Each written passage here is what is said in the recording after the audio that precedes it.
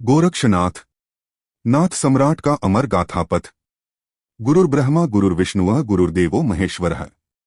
गुरु साक्षात परम ब्रह्मा तस्मै श्री गुरुवे नमः। भारतीय संस्कृति और अध्यात्म के विशाल सागर में नाथपंथ एक ऐसी सरिता है जिसकी धारा ने युगों युगों तक मानवता को ज्ञान और वैराग्य का अमृत प्रदान किया है। इस पवित्र परंपरा के आद्य गुरु जहां भगवान शिव को माना जाता है, वहीं उनके परम शिष्य मत्स्येंद्रनाथ ने इस ज्ञान को स्थूल जगत में विस्तारित किया। किंतु नाथपंथ को राजमहलों और गुफाओं से निकालकर जनवरी से जनवरी तक पहुंचाने का श्रेय नाथ सम्राट गोरक्षनाथ को जाता है। उनका व्यक्तित्व केवल एक योगी का नहीं, अपितु एक राष्ट्रपुरुष, लोकनायक और संस्कृति के अमर वाहक का है। उनका जीवन, उनकी शिक्षाएं और उनकी चमत्कारी गाथाएं भारतीय अध्यात्म का एक ऐसा अद्वितीय अध्याय हैं जो आज भी प्रेरणा का स्रोत बनी हुई हैं। यह रिपोर्ट गोरक्षनाथ के बहुआयामी जीवन, उनके गहन योग दर्शन और भारतीय संस्कृति पर उनके चिरस्थायी प्रभाव का एक विस्तृत विश्लेषण प्रस्तुत करती है। गोरक्षनाथ का प्राकट्य और प्रारंभिक जीवन। गोरक्षनाथ के जन्म की कथाएं भारतीय लोक परंपराओं में रहस्यमयी और अलौकिक हैं। उनके जन्मस्थान और काल को लेकर विद्वानों में भिन्न भिन्न मत प्रचलित हैं। कुछ मान्यताएं उन्हें वर्तमान नेपाल के गोरखा क्षेत्र से जोड़ती हैं, जहां माना जाता है कि उनका नामकरण भी इसी स्थान पर हुआ। वहीं कुछ परंपराएं उन्हें पंजाब, राजस्थान और महाराष्ट्र से संबंधित मानती हैं। इस प्रकार उनका प्राकट्य किसी एक भौगोलिक सीमा तक सीमित न रहकर पूरे भारतीय उपमहाद्वीप में व्याप्त है। गोरक्षनाथ की जन्मकथा का सर्वाधिक प्रचलित और चमत्कारिक संस्करण यह है कि गुरु मत्स्येंद्रनाथ एक बार किसी नगर में भिक्षाटन के लिए गए। वहां उन्होंने एक निःसंतान महिला को आशीर्वाद देते हुए एक दिव्य फल या भस्म राख प्रदान की और कहा कि इसे ग्रहण करने से उसे एक तेजस्वी पुत्र की प्राप्ति होगी। लोकलाज और अन्य महिलाओं के उपहास के कारण उस महिला ने उस भस्म को गोबर के एक गड्ढे में फेंक दिया। 12 वर्ष बाद जब मत्स्येंद्रनाथ पुनः उसी स्थान पर आए और उस महिला से उसके पुत्र के विषय में पूछा तो उसने भयभीत होकर सारी बात बताई। तब गुरु मत्स्येंद्रनाथ ने उस गोबर के ढेर के पास जाकर बालक को आवाज लगाई। उनकी पुकार सुनते ही उस गड्ढे से एक 12 वर्षीय बालक प्रकट हुआ। गोबर या राख, गोरस से प्रकट होने के कारण ही उनका नाम गोरक्षनाथ पड़ा। यह कथा उनके जन्म की विलक्षणता को दर्शाती है और उन्हें एक सामान्य मनुष्य की बजाय शिव के अवतार के रूप में स्थापित करती है। उनका बाल्यकाल भी विलक्षणताओं से भरा हुआ था। वे अन्य बच्चों की भांति खेलकूद में रुचि नहीं लेते थे, बल्कि बचपन से ही गंभीर, मितभाषी और अंतर्मुखी स्वभाव के थे।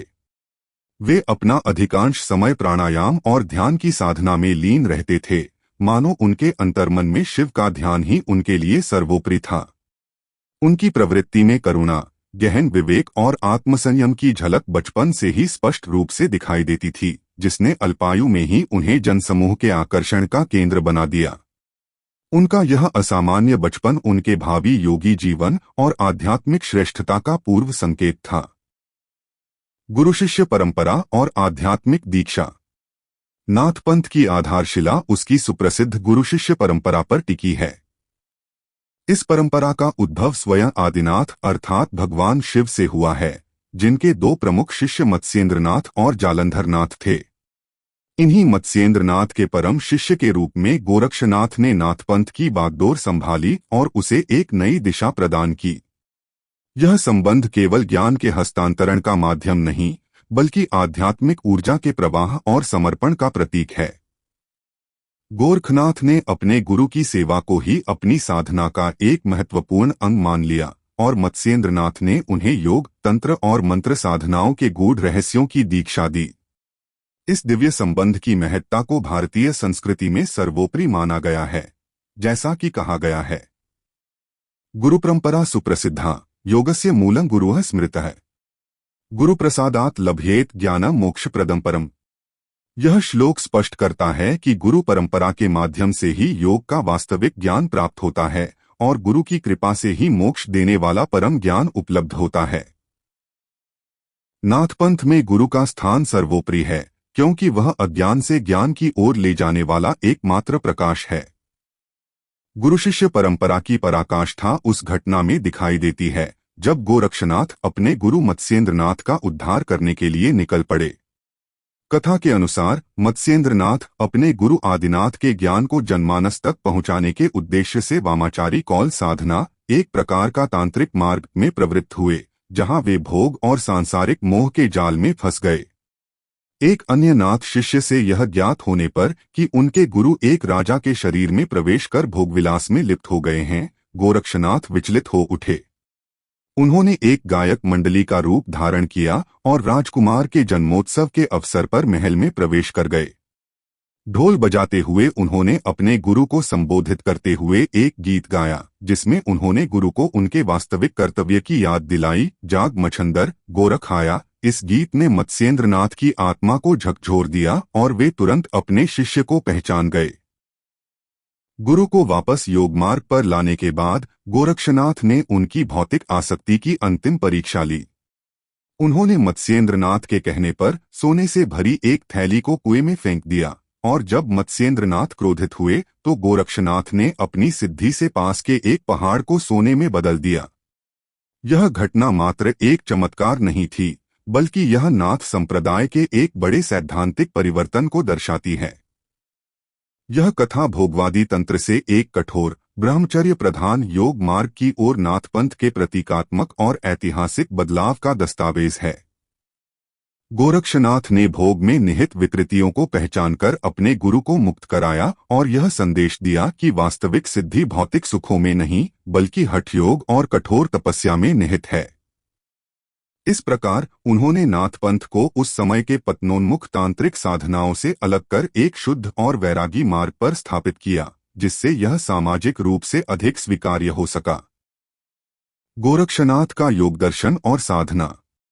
गोरक्षनाथ को हठयोग का महान आचार्य माना जाता है। उन्होंने हठयोग को एक सुव्यवस्थित साधना पद्धति के रूप में विकसित किया, जो शरीर, प्राण और चित्त को साधने पर केंद्रित है। उनके अनुसार हठ योग का शाब्दिक अर्थ है ह सूर्य और ठ चंद्र का योग। यहाँ ह का तात्पर्य पिंगला नाड़ी से है, जो सूर्य तत्व को दर्शाती है, और ठ का तात्पर्य इड़ा नाड़ी से है, जो चंद्र तत्व को दर्शाती है। इन दोनों नाड़ियों में प्रवाहित प्राण वायु का संतुलन बनाकर उसे सुषुम्ना नाड़ी में संचालित करना ही हठ योग है। इस प्रक्रिया का उद्देश्य शरीर की जड़ता और बंधन के कारणों को समाप्त करना है। गोरखनाथ के योग दर्शन में शरीर को साधन और ब्रह्मांड का लघु रूप माना गया है। उन्होंने नाड़ियों की शुद्धि पर विशेष बल दिया और इसके लिए 6 कर्मों षटकर्म का विधान दिया: धौती, वस्ती, नेति, त्राटक, नौली और कपालभाति। इन क्रियाओं का उद्देश्य शरीर को साधना के लिए उपयुक्त बनाना, प्राण पर नियंत्रण स्थापित करना और अंतः मन को स्थिर करना है। उनके योग दर्शन का चरम लक्ष्य कुंडलिनी जागरण और षटचक्र भेदन है। वे कुंडलिनी शक्ति को मूलाधार चक्र में एक सर्पिणी के रूप में वर्णित करते हैं, जो ब्रह्मद्वार को रोककर सोई हुई है। हठ योग के अभ्यास से इस शक्ति को जागृत किया जाता है, जो सुषुम्ना नाड़ी के माध्यम से षटचक्रों मूलाधार, स्वाधिष्ठान, मणिपूरक, अनाहत, विशुद्ध और आज्ञा चक्र का भेदन करती हुई सहस्रार चक्र तक पहुंचती है। सहस्रार में कुंडलिनी का शिव से मिलन ही योगी का अंतिम लक्ष्य है, जिसे समरसता या परमपद की प्राप्ति कहा गया है। गोरखनाथ का योग दर्शन केवल शारीरिक आसनों और प्राणायाम तक सीमित नहीं था। उन्होंने बाह्य उपासना और दिखावटी कर्मकांडों के बजाय अंतरात्मा की साधना पर विशेष बल दिया। उनका मानना था कि स्वसंवेद्य परमात्म तत्व हमारे स्वयं के भीतर ही विद्यमान है। हठ योग का वास्तविक उद्देश्य शरीर को स्वस्थ, मन को स्थिर और आत्मा को परमपद में प्रतिष्ठित करना है। यह साधना मार्ग न केवल मोक्ष का मार्ग प्रशस्त करता है, बल्कि मानवीय जीवन को संयमित और प्राकृतिक वातावरण के अनुकूल भी बनाता है। उपदेश और सामाजिक समरसता। गोरखनाथ की शिक्षाओं का सार 3 प्रमुख बिंदुओं पर केंद्रित है: गुरु भक्ति, समता और लोक भाषा का प्रयोग। उन्होंने स्पष्ट किया कि गुरु के चरणों में सच्ची श्रद्धा रखने से ही साधक का आत्मबल जागृत होता है। उनकी दूसरी प्रमुख शिक्षा सामाजिक समता थी। उन्होंने जातिपाति, ऊंच नीच, अमीर गरीब और धर्म के भेदभाव को सिरे से नकार दिया। नाथपंथ का द्वार सभी वर्गों के लिए खुला था, जिसके कारण इसमें सनातन धर्म की वर्णाश्रम व्यवस्था से बहिष्कृत जातियां और बड़ी संख्या में हिंदू और मुस्लिम दोनों धर्मों के लोग शामिल हुए। अनेक मुस्लिम योगी गेरुए वस्त्र धारण कर सारंगी बजाते हुए गोरखनाथ की महिमा का गुणगान करते थे, जो उनकी शिक्षाओं की व्यापक सामाजिक स्वीकार्यता का प्रमाण है। कर्मकांडों और बाहरी आडंबरों का विरोध करते हुए गोरखनाथ ने आंतरिक शुद्धि और आत्मसंयम पर बल दिया। उन्होंने अपनी शिक्षाओं को जनवरी से जनवरी तक पहुंचाने के लिए संस्कृत के स्थान पर प्राकृत, अपभ्रंश और स्थानीय भाषाओं में भजन और दोहे रचे, जो उनकी दूरदर्शिता को दर्शाता है। यह लोक भाषा ही थी जिसके माध्यम से उनका ज्ञान आम लोगों तक पहुंचा और उनका प्रभाव इतना गहरा हुआ। उनकी एक प्रसिद्ध पंक्ति है, मन चंगा तो कठौती में गंगा। यह कहावत उनके आंतरिक शुद्धि के दर्शन का प्रतीक है। इसका अर्थ है कि यदि मन शुद्ध और पवित्र है तो तीर्थयात्रा और गंगा स्नान की कोई आवश्यकता नहीं है, क्योंकि कठौती का जल भी गंगा के समान पवित्र हो जाता है। हालांकि यह कहावत भारतीय लोक साहित्य में एक साझा सूत्र बन गई है और इसकी उत्पत्ति को लेकर दो भिन्न परंपराओं में मतभेद पाया जाता है। कुछ स्रोत इसे गोरखनाथ का शब्द मानते हैं, जबकि अन्य इसे संत रविदास से जोड़ते हैं। यह विरोधाभास सही प्रतीत हो सकता है, परंतु इसका गहन विश्लेषण एक महत्वपूर्ण सांस्कृतिक सत्य को उजागर करता है। यह कहावत केवल एक मुहावरा नहीं है, बल्कि यह निर्गुण भक्ति और योग दर्शन का एक साझा दार्शनिक आधार है। दोनों परंपराओं का मूल संदेश बाहरी कर्मकांडों की बजाय आंतरिक पवित्रता पर जोर देना है। इस प्रकार इस कहावत का विभिन्न संतों से जुड़ा होना यह दर्शाता है कि लोक संस्कृति में ज्ञान का प्रसार किस प्रकार होता है, जहां एक ही सत्य को विभिन्न परंपराएं अपना लेती हैं और उसे अपने अपने संदर्भ में प्रस्तुत करती हैं। सिद्धियां, शिष्य और पंथ का विस्तार। गोरखनाथ के जीवन से जुड़ी अनेक दंतकथाएं उनकी असाधारण सिद्धियों का वर्णन करती हैं। उन्होंने अपने गुरु मत्स्येंद्रनाथ से मृत संजीवनी विद्या सीखी थी, जिससे वे मृत व्यक्ति को भी जीवित कर सकते थे। कहा जाता है कि उन्होंने इस विद्या का अभ्यास एक मिट्टी के पुतले में प्राण डालकर किया, जिससे वह पुतला जीवित हो उठा। उनकी सिद्धियां चमत्कारिक थीं, परंतु उन्होंने कभी भी उन्हें प्रदर्शन का साधन नहीं बनाया। वे हमेशा कहते थे कि योग का लक्ष्य चमत्कार नहीं, बल्कि आत्म साक्षात्कार है।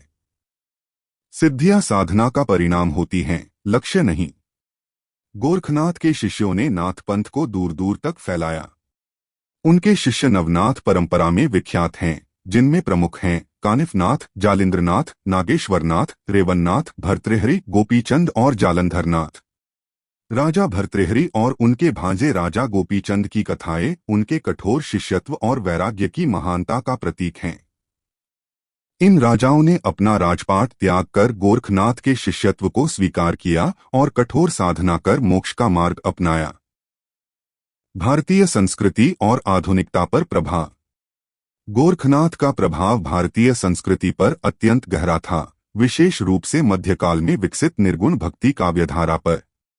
संत कबीर, नामदेव, एकनाथ और अन्य निर्गुण संतों की रचनाओं में नाथपंथ की छाप स्पष्ट रूप से परिलक्षित होती है। गुरु की महिमा, आंतरिक साधना पर बल, बाहरी आडंबरों और जातिभेद का विरोध तथा योग से संबंधित पारिभाषिक शब्दों का प्रयोग, ये सभी तत्व नाथपंथ से ही भक्ति आंदोलन में आए। गोस्वामी तुलसीदास ने अपनी प्रसिद्ध पंक्ति में कहा है, गोरख जगायो जोग, भक्ति भगायो लोग। इस पंक्ति का शाब्दिक अर्थ यह नहीं लिया जाना चाहिए कि गोरखनाथ ने भक्ति का विरोध किया, बल्कि यह उस समय के संदर्भ में कही गई बात थी। उस काल में वामाचारी तंत्र और भोगवादी साधनाओं का व्यापक प्रचलन था। गोरखनाथ ने इन विकृतियों को दूर कर एक कठोर ब्रह्मचर्य प्रधान योगमार्ग का प्रचार किया। इस प्रकार उन्होंने भोगवादी पथ को हटाकर भक्ति के लिए एक शुद्ध और वैरागी पृष्ठभूमि तैयार की। उनका योग भक्ति का विरोधी नहीं, बल्कि उसका शुद्धिकर्ता था। यह कहा जा सकता है कि यदि गोरक्षनाथ न होते तो संत साहित्य की वह मजबूत पृष्ठभूमि न बनती, जिस पर निर्गुण और सगुण दोनों धाराएं विकसित हुईं। उनका प्रभाव केवल भारत तक सीमित नहीं रहा, बल्कि नेपाल, असम, बंगाल और यहाँ तक कि पाकिस्तान के कुछ हिस्सों तक भी नाथपंथ का विस्तार हुआ। आज के युग में भी गोरक्षनाथ की शिक्षाएं अत्यधिक प्रासंगिक हैं। उनका हठ योग और ध्यान आज के भागदौड़ भरे जीवन में मानसिक तनाव को कम करने और शारीरिक स्वास्थ्य को बनाए रखने के लिए वैज्ञानिक रूप से मान्य है। उनका समता और समानता का संदेश आज भी सामाजिक सद्भाव और समरसता के लिए अत्यंत आवश्यक है, जबकि उनका आत्मसंयम और कर्तव्यनिष्ठा का उपदेश व्यक्ति के चारित्रिक उत्थान के लिए अमूल्य है। पूजा स्थल, मठ और निष्कर्ष। गोरखनाथ से संबंधित अनेक पूजा स्थल और मठ आज भी आस्था के प्रमुख केंद्र बने हुए हैं। इनमें सबसे प्रमुख है गोरखपुर, उत्तर प्रदेश का गोरखनाथ मंदिर, जिसे नाथपंथ का सर्वोच्च केंद्र माना जाता है। इस जिले का नाम भी बाबा गोरखनाथ के नाम पर ही पड़ा है। यहाँ पर मकर संक्रांति के अवसर पर 1 माह का विशाल खिचड़ी मेला आयोजित होता है, जिसमें देश विदेश से श्रद्धालु भाग लेते हैं। नेपाल के गोरखा जिले में गोरखनाथ गुफा और उनके पदचिह्न भी उनकी साधना का प्रमाण हैं। इसके अतिरिक्त महाराष्ट्र के पुणे, अहमदनगर और नासिक जैसे शहरों में भी नाथ संप्रदाय के मठ और मंदिर स्थापित हैं, जो उनकी व्यापकता को दर्शाते हैं। गोरक्षनाथ केवल एक योगी नहीं, बल्कि भारतीय संस्कृति के एक ध्रुवतारा थे। उन्होंने मत्स्येंद्रनाथ की परंपरा को न केवल आगे बढ़ाया, बल्कि उसे एक नया आयाम भी दिया और स्वयं नाथ सम्राट कहलाए। उनके जीवन का सार, योग के माध्यम से जीवन के परम सत्य को प्राप्त करना, गुरु कृपा को आत्मज्ञान का वास्तविक मार्ग मानना और समता, भक्ति और आत्मबल को मानवता का शाश्वत आधार स्थापित करना है। निष्कर्ष में उनका जीवन हमें एक ही सत्य से परिचित कराता है, जैसा कि उनके विषय में कहा गया है। योगीश्वराणा गुरुम वंदे गोरक्षण सिद्धिसाधन, येन साध्य जगत सर्वं मोक्षमार्ग प्रकाशक है। यह श्लोक गोरक्षनाथ को योगियों के गुरु, सिद्धि के साधक और मोक्ष मार्ग के प्रकाशक के रूप में स्थापित करता है।